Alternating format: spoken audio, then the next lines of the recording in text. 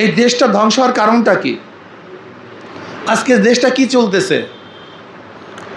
আজকে পুরো আর্মিদেরকে আমাদের বিপক্ষে নিয়ে গেছি, পুরো আর্মি প্রশাসনকে আমরা বিরোধ বানায় ফেলাইতেছি। আর্মির অন্যায় করতে পারে, তাদের সিস্টেম আছে, আইন আছে, কানুন আছে, সেই অনুযায়ী বিচার হতে পারে। তারা অন্যায় করলে তাদের বিচারের হাজারো পদ্ধতি আছে। কিন্তু আজকে রাষ্ট্রের একটা অংশ আর্মি প্রশাসন, এই আর্মি প্রশাসনকে কেন ধ্বংস করতেছি? তাদের বিরুদ্ধে অহরহ বলতেছি।